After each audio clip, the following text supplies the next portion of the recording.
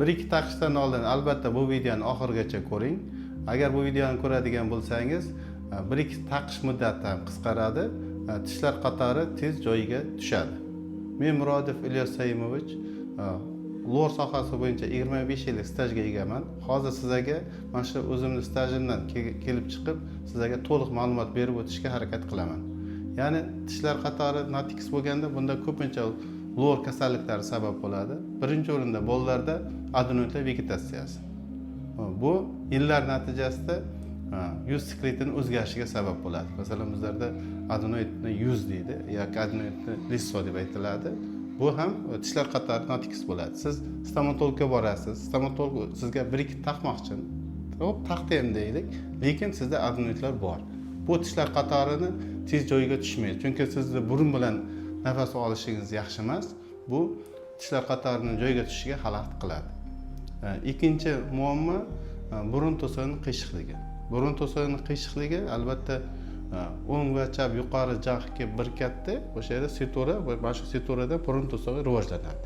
Burun to'sag'i rivojlanganda agar qiyshigan bo'lsa, albatta bu chokni tortadi. Tortganda bu o'z-o'zidan tishlar qatori notiks bo'ladi. Keyin sizga 1-2 taqib majburlab kelgani bilan buni joyiga tushishi ancha sekin bo'ladi. Agar siz 1-2 taqishdan oldin lor shifokoriga murojaat etadigan bo'lsangiz, sizda muammolar aniqlansa, o'sha muammolar hal bo'ladi. Siz keyin 1-2 taqadigan bo'lsangiz, masalan, buni taqish muddati ham qisqaradi. Tishlarni tez tekisligi ham joyiga tushishi juda oson bo'ladi. Burun to'sag'ini to'g'rilandi. Burun to'sag'i to'g'rilanganda o'sha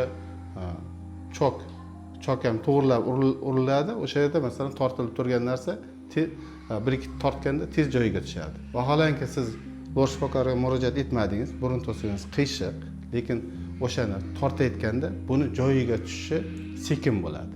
Masalan, 1-2 taqasiz, 3 yil taqasiz, lekin siz lor shifokoriga murojaat etdingiz, burun to'sag'ingiz qiyshiq yoki adenoidlar vegetatsiyasi bor, yoki burun cho'naqlar gipertrofiyasi bor, yoki burunda o'sha anatomik muammolar bor.